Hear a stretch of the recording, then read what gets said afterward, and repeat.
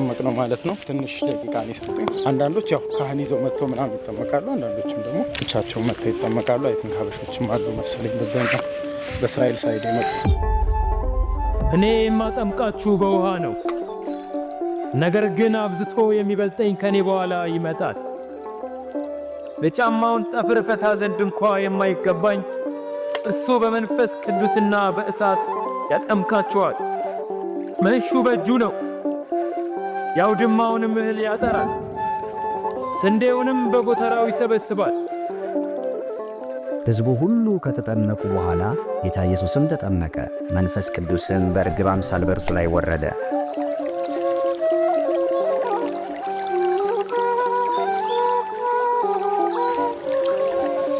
ተጠመቅኩኝ።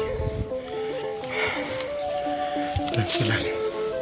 ይሄ ከወንዙ ዳርቻ ያለ መቀየሪያ ክፍል ነው እና ልብሳችሁን ከተጠመቃችሁ በኋላ እዚህ ትቀይራላችሁ። እንግዲህ ሂዱና አሕዛብን ሁሉ በአብ በወልድና በመንፈስ ቅዱስ ስም እያጠመቃችኋቸው ያዘዝኳችሁንም እንዲጠብቁ እያስተማራችኋቸው ደቀ መዛሙርቴ አድርጓቸው።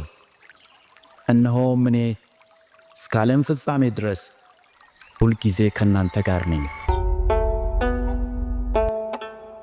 ሲ ኦፍ ጋሊሊ የገሊላ ባህር የሚባለው መጽሐፍ ቅዱስ ላይ የምታውቁት ይህ ነው። ኑ ተመልከቱት። ይህ ነው እንግዲህ እዚህ ላይ ነው ጴጥሮስ አሳ ያጠምድበት የነበረው። ይህ ነው እንግዲህ እዚህ ላይ ነው ጴጥሮስ ከአሳ አጥማጅነት ወደ ሰው አጥማጅነት የተጠራው በዚህ ቦታ ላይ ነው።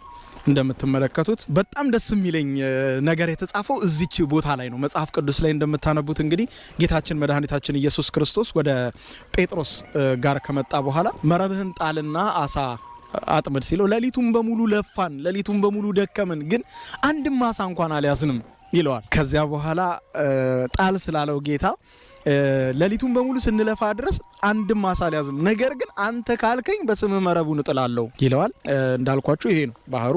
ከዚህ በኋላ ነው ጌታም ቅፍርናሆም የምትባለው ይቺ ናት ከተማዋ ማለት ነው። ይቺ ናት ከዚህ ላይ እዚህ ጋር ነው እንግዲህ እነ ጴጥሮስ ከዚያ በኋላ በስሙ በኢየሱስ ስም ማለት ነው እሱ ስላዘዛቸው መረቡን የጣሉት ማለት ነው። ስለዚህ እንግዲህ በጣም በርካታ ስፍር ቁጥር የሌለው አሳ ነው ያገኙት። እዚህ ቦታ ላይ ነው ጴጥሮስን ጌታም ከአሳ አጥማጅነት ወደ ሰው አጥማጅነት ትመጣለህ፣ ብዙዎችንም ትጠራለህ ብሎ የወሰደው ከዚህ ቦታ ላይ ነው። ስለዚህ ይሄ ቦታ እንግዲህ በራሱ የገሊላ ባህር በራሱ ልዩ ትርጉም ያለው ነው ማለት ነው መጽሐፍ ቅዱስን ለሚያነቡ ሰዎች ማለት ነው።